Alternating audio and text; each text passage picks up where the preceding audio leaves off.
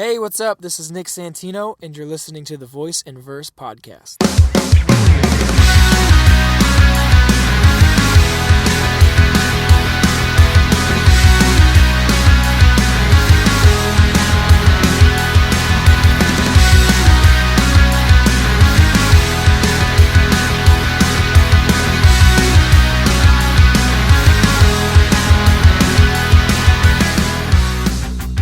Hello there, and welcome to another episode of the Voice and Verse podcast. I'm your host, Evan Lucy, taking you through the stories behind your favorite songs. This week, my guest is Nick Santino, formerly of A Rocket to the Moon and currently of Nick Santino and the Northern Wind. Nick formed A Rocket to the Moon back in 2006 as a solo project, with the band eventually rounded out to a quartet shortly before playing the Bamboozle Festival. They signed to Fueled by Ramen and released two albums for the label, 2009's On Your Side and 2013's Wild and Free. Sadly, the group broke up just a couple months after the release of Wild and Free, but Nick is back at it. He's released two albums of solo material under his own name and is currently on the road in a city near you. I caught up with Nick backstage at Jammin' Java in Vienna, Virginia to talk about songwriting heroes and why, on a trip to New Orleans, staying away from Bourbon Street might have just been the best thing. Stick around till the end of the show, you can find out how to win a CD signed by Nick, but until then, I hope you enjoy this chat.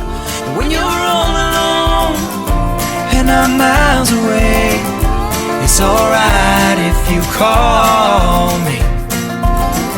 And if you're tired and you can't sleep and it's late in Tennessee, it's alright if you call me. You know, so starting over is such a fascinating concept. Yeah. You know, after Rocket breaks up and you wake up that day after the last show and you're like, I'm not in Rocket anymore. Yeah. What was that like?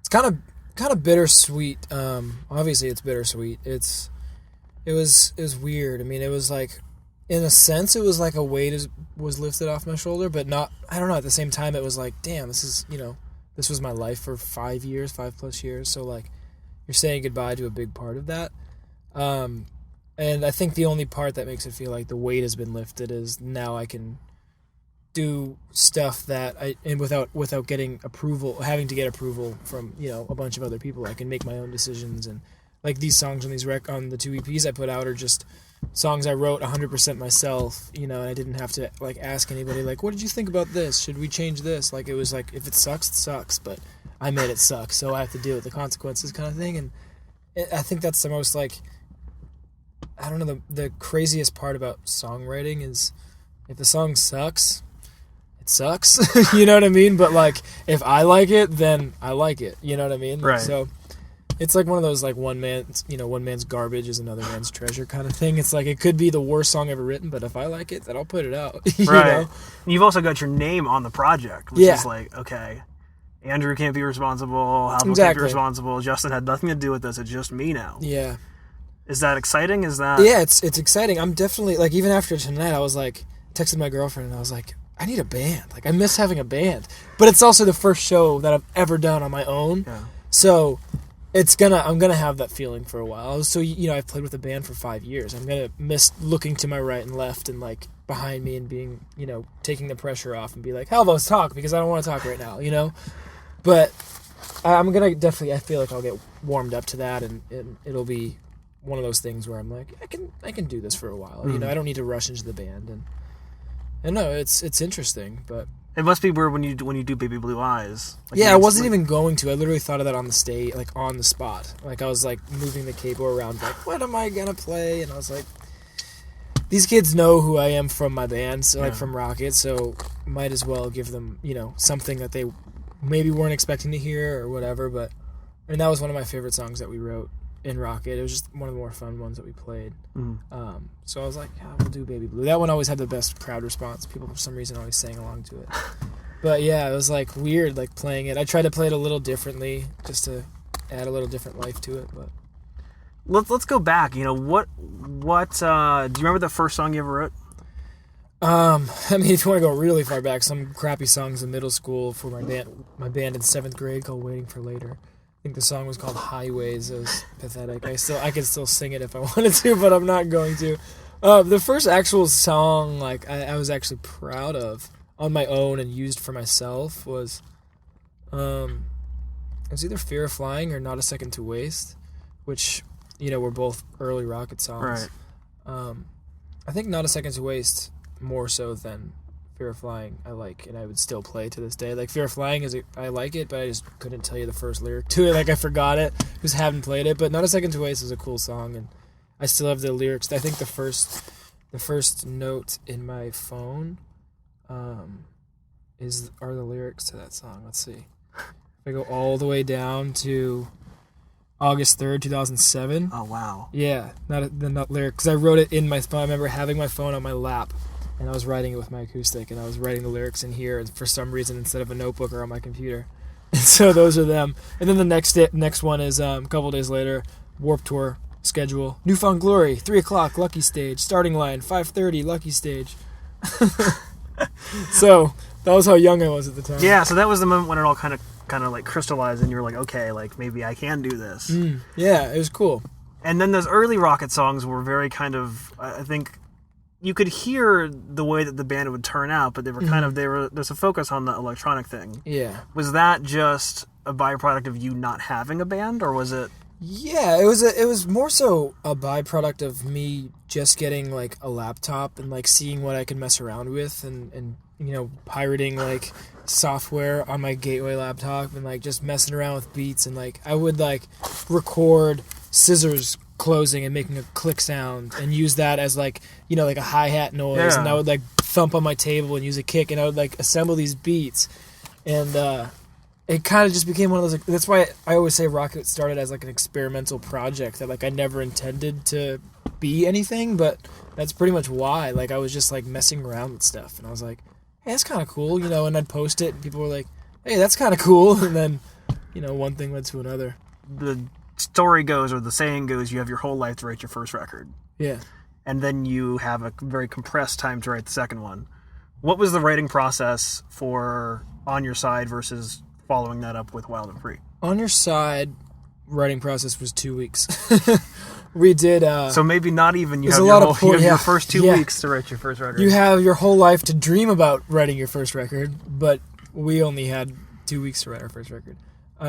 We wrote it December of 2008. Justin and I he flew with me back to my house, and he stayed with me for 2 weeks, and we wrote it. It was right after Rocket did this Cute Is What We Aim For Secondhand Serenade tour, and we dropped off the last week so we could actually go home and write, because if we didn't drop that off, then it would only give us a week to write, because we had studio time booked for the end of January, or no, I think it started on like Valentine's Day in February, but we had to go to Arizona, and after that we had this whole plan of write it here, write a little in Arizona, and go straight over to the studio.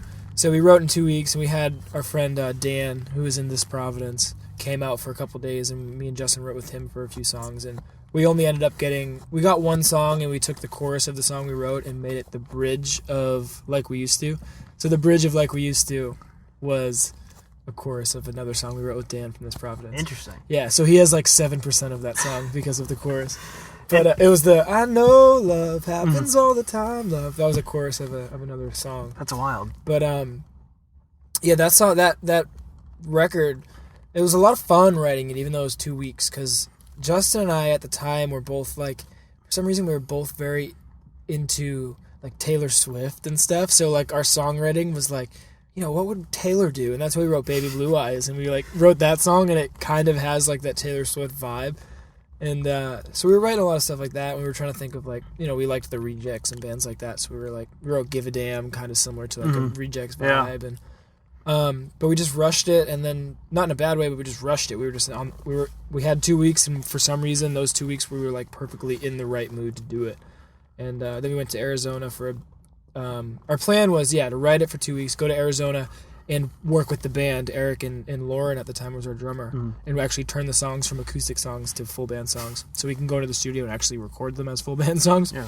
So we did that, and then we went straight into the studio. So that one, the writing process was very small. We wrote a few songs, a couple of them in the studio.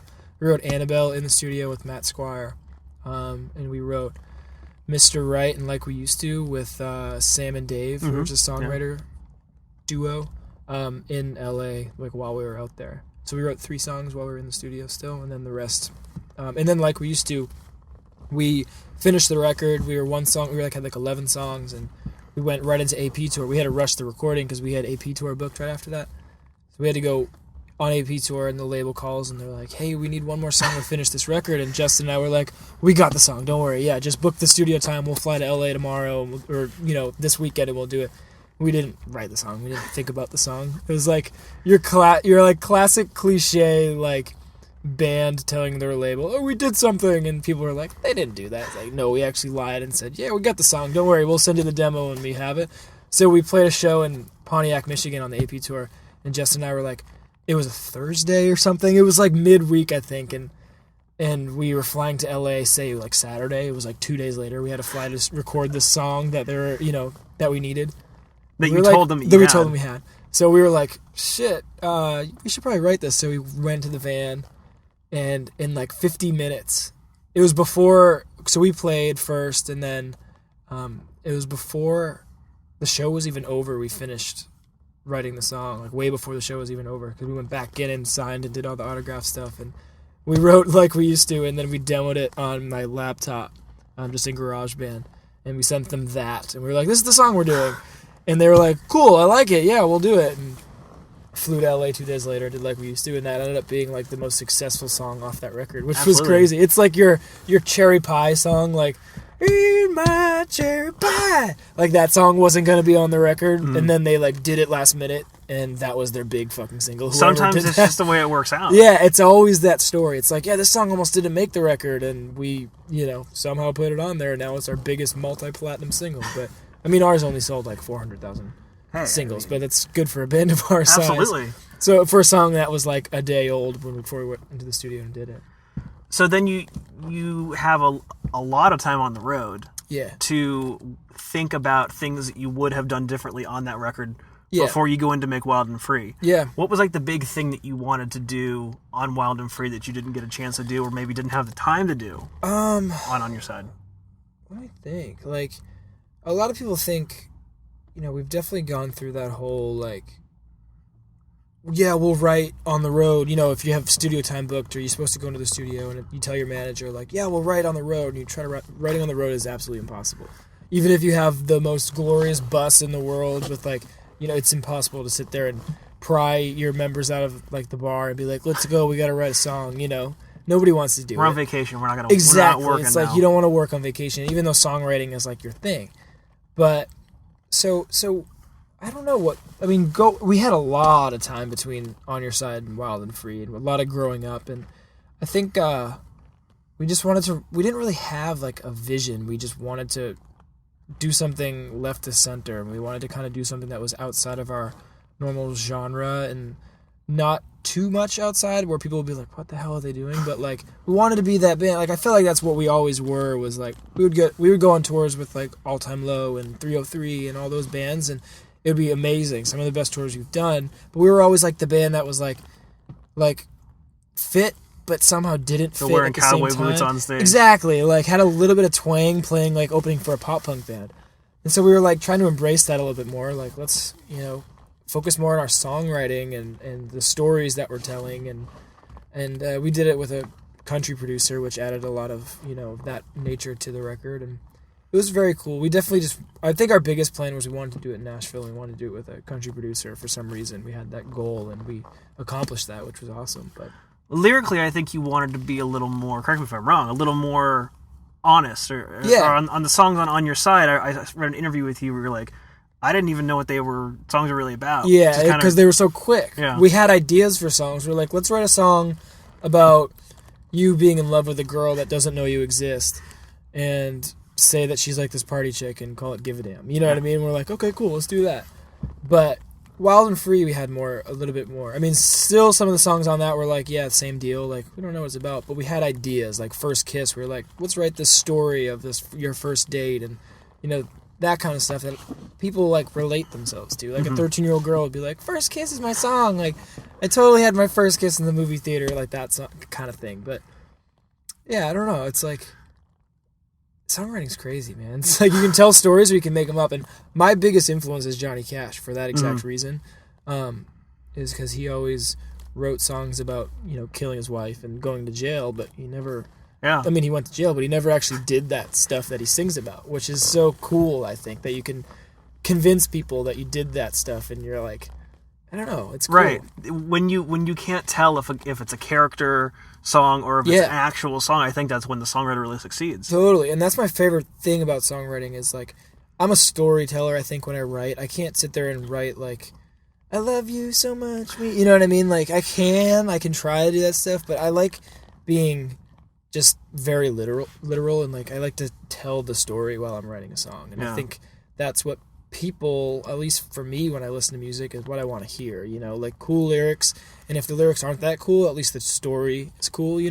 Like I can appreciate the weirdest, strangest lyrics, but as long as just because the storyline is really sweet and the story makes sense, I'm like, that is so clever. But those lyrics are really weird. But there's a song from this band called Dawes. Have you ever heard of them? Mm-hmm. They have a song called A Little Bit of Everything, and the lyrics in that are so odd. Like every chorus is like a different every verse is focused on a different person. It hits the chorus and it changes every chorus. Oh wow. But like the verses, like the first verse is about this dude standing on the Golden Gate Bridge, and he wants to jump off and kill himself, and like a cop talks him down, and he asks him, like, what he's doing it for, and, like, he says it's a little bit of everything. It's the mountains, it's the fog, it's the news at 6 o'clock, it's the death of my first dog, like, all this stuff where you're like, you wouldn't hear that in a normal song, but the way that they carry that story, you're like, this is so crazy good, And then the second verse, I think, is, like, about, like, a homeless guy that's in, like a shelter that's, like, feeding him, and he's, like, eating... like a whole meal, and he's like, I'll take a little bit of everything, the rice and the beans, all this stuff, because he never had it before. The song, it's like, you don't usually hear rice and beans in a song, but like the way that they sing it and what they're talking about, it's like, geez, like, I wish I could write that, or I wish I could get the guts to like put rice and beans in a song, To me, it's the weirdest lyric that I always attach myself to. That's also the mark of a good song, is a song that you can hear automatically and you go, damn, I wish I'd written that. Yeah. You get jealous. You get kind of angry that you hadn't done it. Yeah.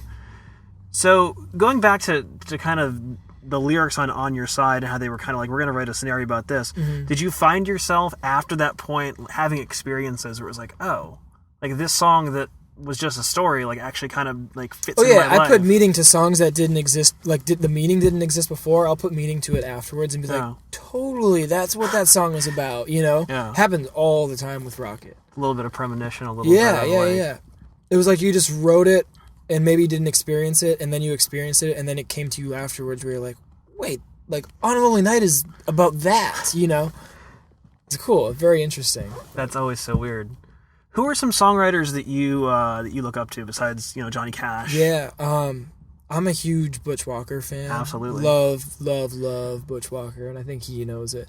I see you tweeted him all the time. Yeah, and he's a really good dude. I haven't met him. I somehow got his email from, it was either William Beckett gave me it or it was John, the old head from Fueled by Ramen.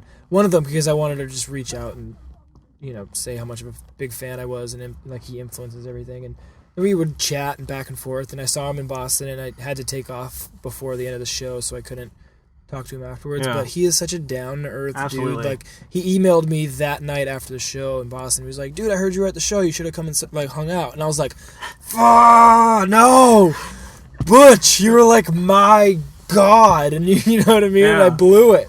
But talk about somebody who's just like reinvented himself again and again and again. Tell me about it. There's nothing that and he's so happy with what he does all the time. Yeah. You know what I mean? Like, he's a one-hit wonder and he's tells people that. He's like, yeah, it was a one-hit wonder. He puts it in his songs, Like, he's definitely somebody to look up to, and he's very underrated, I feel like. A lot of people won't drop his name in in like an interview because they don't know who he is. And it's like, he is probably, if you don't know him, you've heard 100 songs that he's written. Absolutely. But I appreciate his actual music more so than the music he's written for other people. Right. I love like Ryan Adams and of course Tom Petty. Those are my three. Every time somebody asks a question like that, like influence or what do you want to sound like, it's a mixture, a hybrid of Butch Walker, Ryan Adams, and Tom Petty. You've done a lot of, you did a lot of stuff on Wild and Free with other people. You wrote with some people that you hadn't written with before. What is that like? What is, kind of bringing this thing that's personal to you and getting into a room with other people who want to like... Well, that's the thing is like when you co-write, or at least when you write with another person, it's never really personal. For me, like I can't be like, listen, I just broke up with my girlfriend, we need to write a song about it, because it's like the other two haven't experienced it. I'm the only one that can give the details, you know?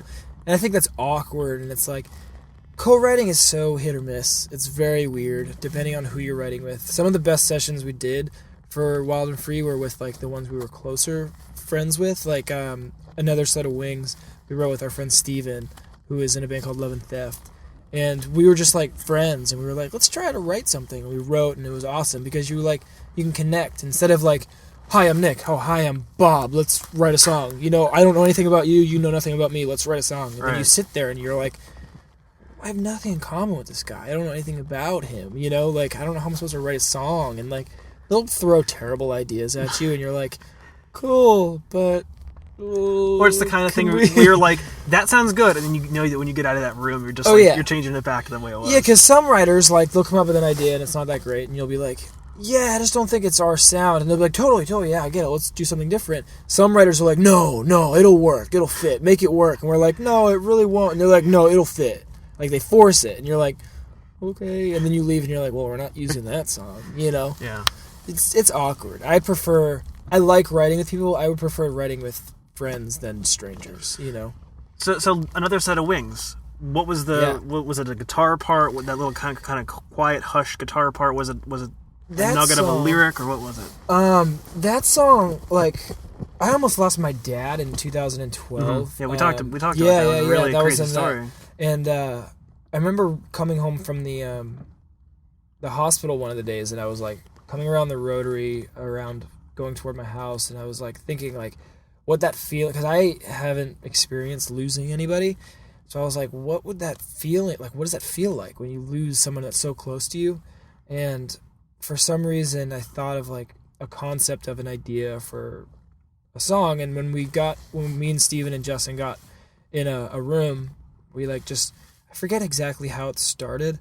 I think it was Justin playing this like really ominous kind of creepy guitar part, and I think I threw the tag line out that was like, I need my angel like heaven, there's another set of wings, and we worked around that and got the verses, and then we like really made a story about like somebody losing somebody that they are close to, and you know what I mean, and it was weird, but like I don't really remember exactly how. I remember writing the song, I remember exactly where I was sitting in the room. I just can't think of what came first, but I think it was that tag in Justin's guitar part. That's what happens a lot, is it'll be like a guitar thing, and we'll think of a melody and then turn that into like a chorus, and work backwards from there. But that song was cool. It was very, I remember we like even turned the lights off to kind of set the mood and write it, and it was cool.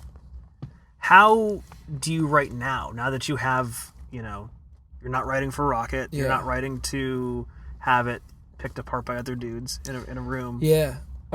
Sometimes a lot of the time I'll have like one line that I'll have written in my phone, or like an idea or something, and I'll try to make that come to life and turn into a song, and I'll sit there and like, pick on a guitar part or like a progression or a chord progression or something, and start humming along, or like making noises in a melody that like, and then if like a certain noise sounds like a word, and I'm like, that's actually kind of cool, then I'll make that, whatever that word sounded like, I'll make that the word, and then work around that and make it. But sometimes it's like, sometimes I'll have some lyrics down, like the song Never Coming Back on the first EP I released. I had that whole chorus written in my phone with just like this rough, it's like the melody of the chorus melody of that song is like a very typical kind of folk song, like the melody. Yeah. And so I had this melody just in my head, and I was like fitting lyrics to it, and then I went home and picked up this like banjo thing that I have, and I played it and put the lyrics to it, and I was like, that song came about in like a half hour, and I was like, this works perfectly.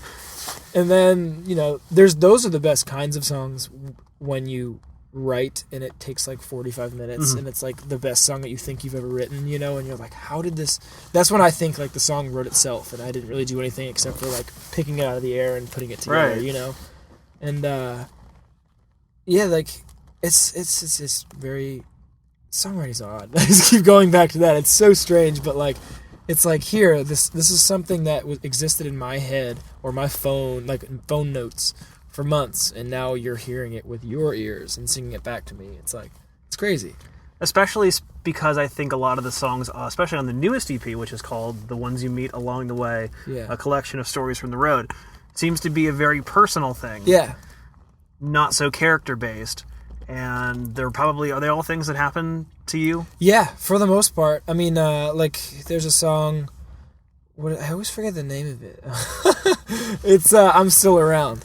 And I wrote that in 2010 on Take Action Tour, and we were in New Orleans, and everybody went to Bourbon Street, and I stayed at the hotel, and I was like, I feel like writing. I just kind of feel like writing a song. It's the most rock and roll thing ever, to stay in a hotel in New Orleans. Yeah. And I sat there, and I just kind of started strumming some stuff, and I had like some lyric ideas, and there was this girl that I was friends with that moved to New York, and like, she left her family to move to New York to get this big job, and like kind of got some influence from that, and that's where there's a lyric in the first verse that's like, met a girl who lives up in New York, whole thing. And that song was kind of just like the ups and downs of being on the road, and like, the start of where, like, what I'm doing and how it can be such a bummer sometimes, but at the same time I love what I do, you know what I mean? It's like, where it's like, tell me again, I'm a leaf in the wind and I'm losing my grip, meaning like, you kind of just want to, some days you want to give up and just move on, but then you're like, this is all like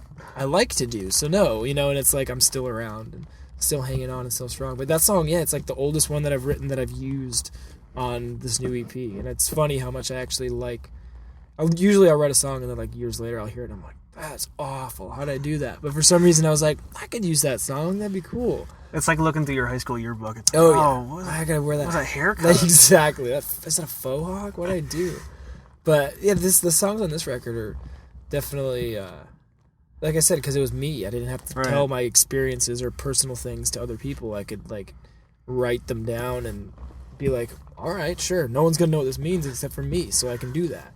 Except the song "Sold My Soul," which very clearly lays it all out there. Yeah, yeah. Was there a point in that song where it was like, maybe I shouldn't. Maybe I shouldn't do this. Yeah, yeah, there definitely was. But at the same time, I was like, I don't care. Like I don't care who knows. Like at first, I was like, maybe I shouldn't because my label's gonna get mad at me. But at the same time, I was like, my label doesn't exist. I can do that. They can get mad at me. What, are they going to sue me for writing a song? Like, that's stupid. It's not slander. I'm not dropping names, or I'm not even saying anything bad. I'm just saying, like, the last few years were rough, and, you know what I mean? Here's the truth about being on the road. You meet people. You have friends in other bands from other states that you don't talk to unless you're in that state. Yeah. You know what I mean? Like, I have 6 friends back home that I love to death. And I have like 100 friends all around the country that I don't talk to unless I'm in Tennessee or, in Ohio. And like, hey, want to come to the show and hang out and be my friend for 3 hours? It's like, cool. You know what I mean? So it's another one of those songs where it's like, I love what I do, but at the same time, you're like, should I stop doing this? And then you're like, no, it's the only thing I like to do, so I'm going to keep doing it. But yeah, that song, I was like, just bummed. It was one of those songs where I was just in a bummer mood. And I was like, after all the stuff with our label went down, and I mean, I could dissect that song lyric by lyric and tell you what each line is about, and like, it's, I like to tell the story about it on stage, and I like to give people, that's why like tonight, when I play the song, and when I've played it live in the last couple shows I've done, I asked the crowd, I'm like, is anybody out there a musician or a struggling musician, or does anybody want to make that their life? Like, watch out for certain things, and you know what I mean? Like, I don't want to be like this old geezer preacher man being like, listen, kids, don't do this, but like, listen, take it, if it's your dream, let it be your dream, but don't let it ruin you, and don't let other people let it ruin it for yourself. Mm-hmm. That song just kind of came from all of that influence, positive and negative. When I was listening to it, though, there's an interesting juxtaposition, I think, between the line, I sold my soul for rock and roll, which is, when you hear it, kind of a sad thing. Yeah. You kind of feel that sadness, but then the resolve of the chorus is, I think it's the only thing I know. Yeah. So it's kind of like this, it's the push and the pull, which I think is a common theme in everybody who does this and who's on the road. The thing with that lyric too is, I mean, you've heard that line before, like, I've sold my soul for rock and roll, but I did it like sold my soul to rock and roll, meaning like just to music in general. Like, you know, I gave up everything that I had for this one thing that I want the most, you know, and that's why there's the lyrics in that first verse that are like, the ones who knew me have all gone, or the people that we had on our side on the label that don't work there anymore, and then the friends I had have all moved on. Like, you make a lot of tough decisions going on tour. Like, when you go on tour and you come home and you're like, why don't any of my friends want to talk to me? And it's just like, oh, because they're living their, like, not that they don't want to talk to you, it's just like they've learned how to adapt without you. Yeah. So you know what I mean? Because like, they're home, they have girlfriends, they're working their jobs. Like, you almost forget that their world doesn't revolve around you. You know what I mean? You come home from tour and you're like, oh, I'm gonna call my friends and hang out. Like, what do you want to do? And they're like, dude, I'm working. Like, I can't hang out. You know what I mean? Yeah. It's like, damn, that's right. Like, I'm the loser that goes on tour and has no life and then comes home and wants to hang out with everybody. You know?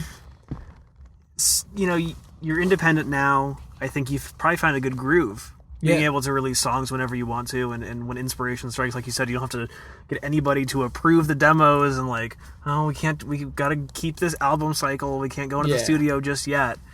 Do you foresee that keeping up in the future and just loving the freedom that you've afforded? I think there'll always be the freedom of doing it. It will probably get a little bit more structured just to space things out, like, accordingly, because you can't keep putting out new music. Doesn't really do anybody good, you know, because nobody gets used to it and nobody learns the lyrics if they're constantly putting out a new record, you know.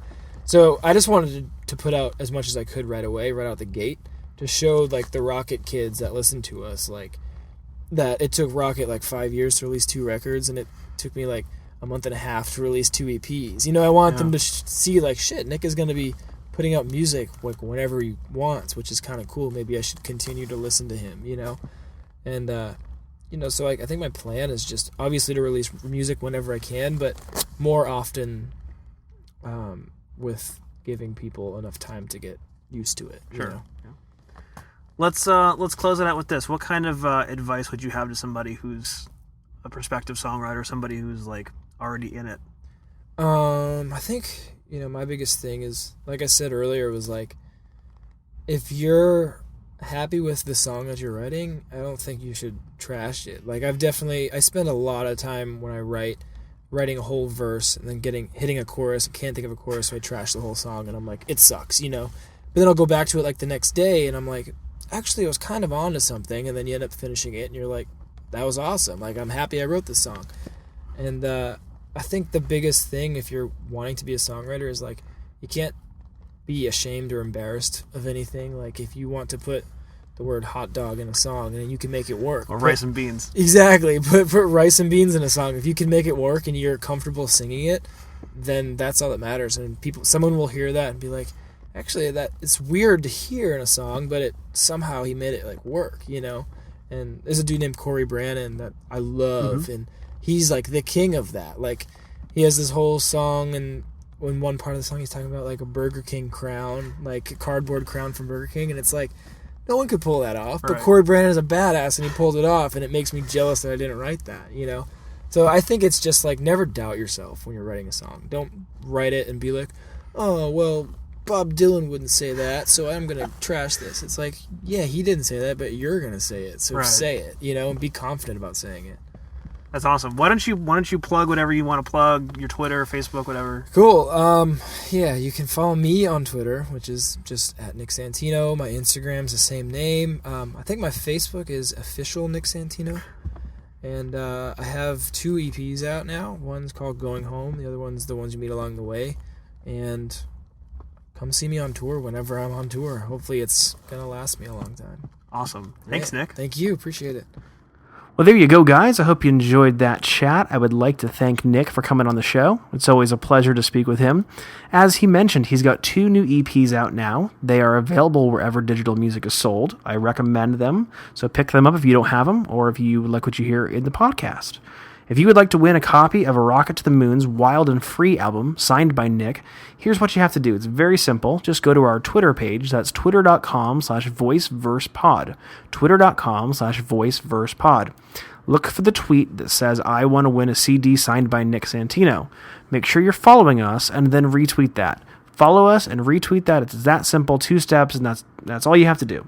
I will go through and pick a name at random out of everybody who is following us and retweets that, and that lucky person will win a copy of Wild and Free, signed by Nick, and the name will be announced on the next episode of the Voice and Verse podcast. So go do that, and then come back in 2 weeks when we uncover more of the stories behind your favorite songs. Thanks for listening, everybody, and we'll see you next time.